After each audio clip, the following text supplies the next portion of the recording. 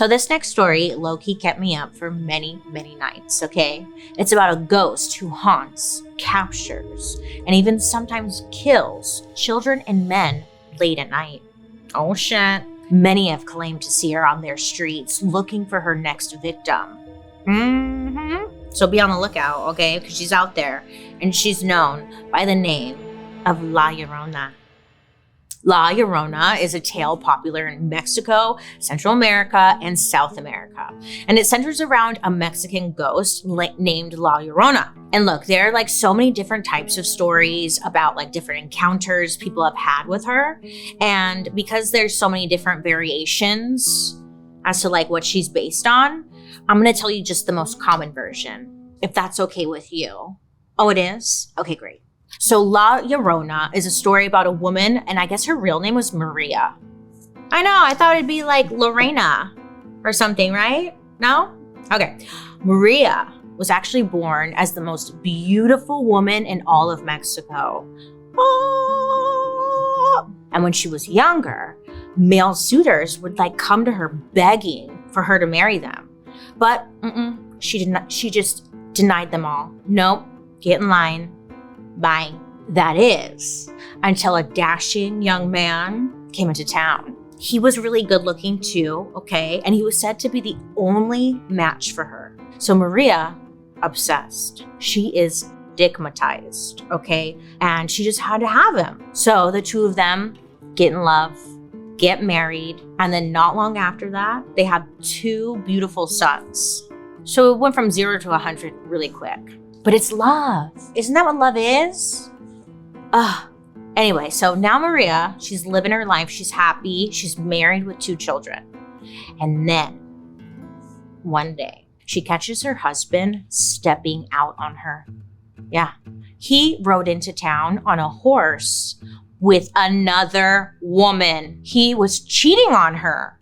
The disrespect. I know. Hello, I had your 2 kids. I'm hot for you. And he just cheats? He did.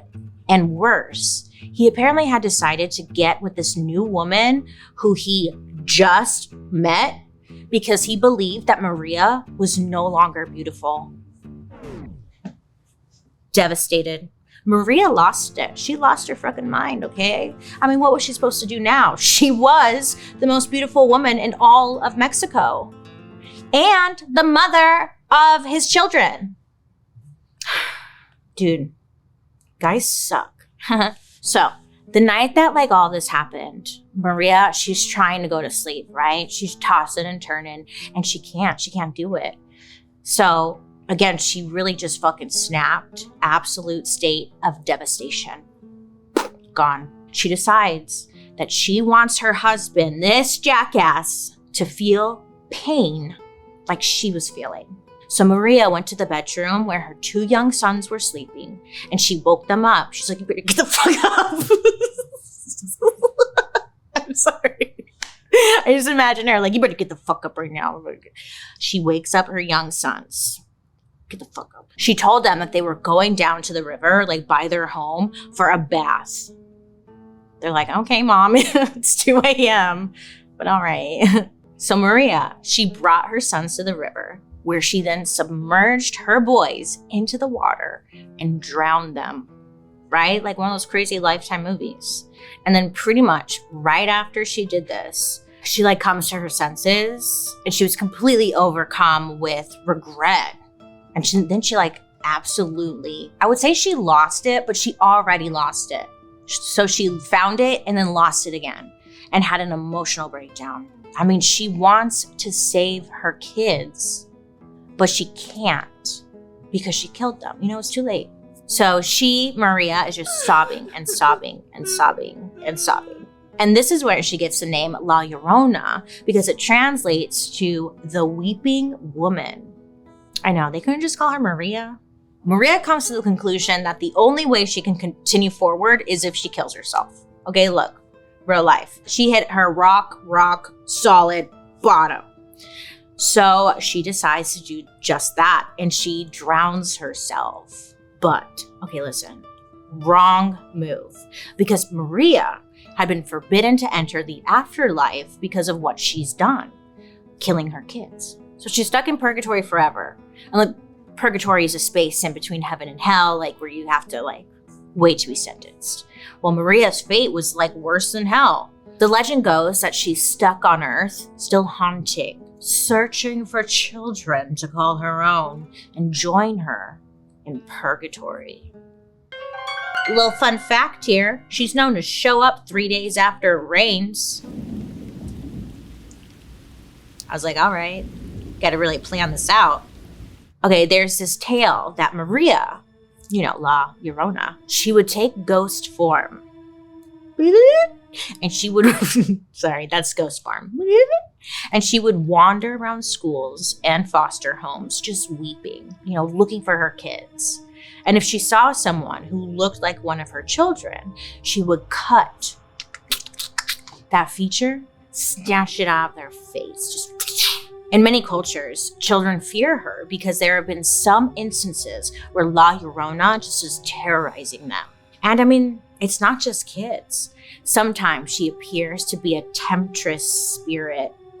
I know. It's like, ooh, okay. Like she seduces men. So if she sees one of them alone late at night, she'll seduce them. And she'll act like a helpless, sad woman. She's walking around just like, sir, I can't open this peanut butter jar. I need your big, strong muscles. And they fall for it every time. She's like, my pickle jar won't open. I need someone with big, strong muscles to help me out. That's how I imagine she does it. Anyway, so as soon as a man hears this cry, you know, they offer her help. And at that moment, when they see her face, it's said to have like morphed into a skull or a crazy looking horse head. Nay. Horse head? Nay. You get it? Okay. So even spookier, sometimes if you don't get the horse or the skull, sometimes her face is said to just completely disappear. Usually the men get away, but they're left traumatized for years to come. I don't blame them. Just reminding everybody else to fear La Llorona. They're like, listen, she's not coming for the kids. She's coming for us. If she mentions a pickle jar, run, okay? There are other stories about her tempting officers that are roaming like the streets at night. She would walk around in a white coat with a white shawl, covering her head and face. I know, very angelic. She's like, oh. And La Llorona begins engaging with him. Engaging until their relationship turns physical. Yeah. And I guess they start going at it, having sex in the streets. I would like to see that happen. You're having sex with a ghost in the street? What is this even getting? What are we doing here? Dark history. In the middle of getting it on, okay, this one experience that a police officer had, he's like, take off your shawl. You know, I want to see your beautiful face. Sorry. He's like, I want to see your beautiful face, babe. So she's like, oh my God, okay. She smiles. She takes off the shawl, exposing a big old grinning skeleton head. No mask, real head. Could you imagine? He probably still finished though, I would bet. I bet you he right then. He's like, oh. Okay. La Llorona then leans over and gushes of icy breath come out of her mouth. And it's like super icy cold breath is coming out. It's almost like she just ate like a whole pack of those Listerine strips, the green ones specifically. Yeah, I know. I know you accidentally grabbed 2 and you put those in and you're like, just me. Okay, anyway, the icy cold breath that's coming out, it turns the man frozen solid. That's what he gets. Just putting his dick in someone he just didn't even ask him. Like, he didn't even see their face. But okay. Anyways, he's frozen solid. So then he defrosts and he comes back to life obviously absolutely traumatized. To this day, many people like still believe in La Llorona, and like kids are still very terrified of her. People still think they see her roaming, weeping in the streets. But I think the lesson here is don't have sex with ghosts that you just met. Maybe ask them to see their face first. Get some standards, gentlemen. Come on. Our Paul's coming for you.